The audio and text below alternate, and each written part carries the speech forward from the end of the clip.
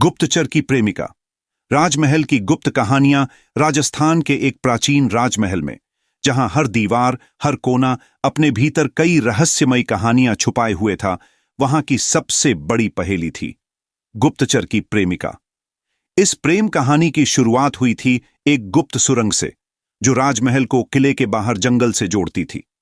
एक रात जब चांद बादलों के पीछे छिपा था और पूरा महल गहरी नींद में था, तब सुरंग से एक छाया बाहर निकली। यह छाया थी गुप्तचर धीरज की, जो महाराज के लिए जासूसी करता था।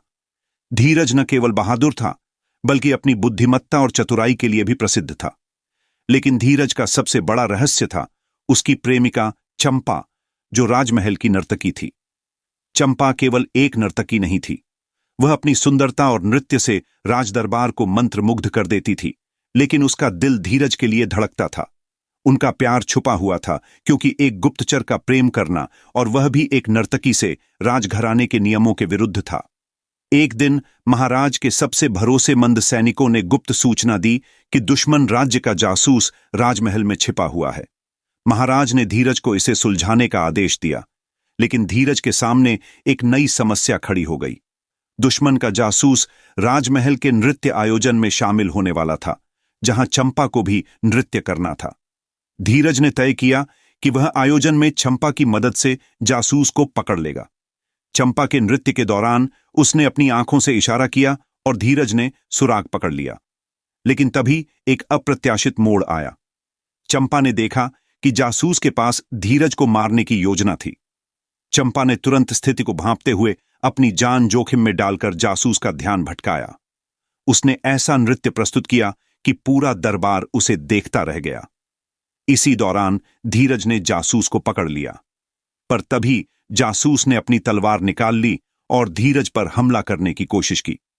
चंपा ने बिना सोचे समझे धीरज के सामने आकर उसे बचा लिया। लेकिन यह देख महाराज का शक चंपा पर गहराने लगा। उन्होंने सोचा कि चंपा और जासूस आपस में मिले हुए हैं।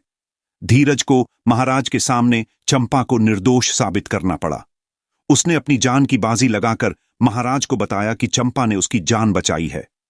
महाराज ने इसे सुनकर चंपा को निर्दोष तो घोषित कर दिया, लेकिन उसे महल छोड़ने का आदेश दिया। चंपा ने जाते जाते धीरज से कहा, हमारा प्यार हमेशा गुप्त रहेगा, क्योंकि सच्चे प्रेम को किसी राजमहल की दीवारों की जरूरत नहीं होती। चंपा ने महल छोड़ दिया, लेकिन धीरज ने कभी हार नहीं मानी। उसने महाराज को चंपा के महत्व को समझाने के लिए एक और योजना बनाई। उसने साबित किया कि चंपा का बलिदान महल के लिए कितना अहम था। आखिरकार महाराज ने चंपा को वापस बुला लिया और धीरज को राजमहल का मुख्य गुप्तचर बना दिया। लेकिन इस बार उनका प्यार किसी गुप्त सुरंग में नहीं, बल्कि सबकी नजरों के सामने खिल उठा। इस कहानी ने यह साबित कर दिया कि सच्चा प्रेम हर बाधा को पार कर सकता है, चाहे वह एक गुप्तचर का दिल हो या राजमहल के सख्त नियम।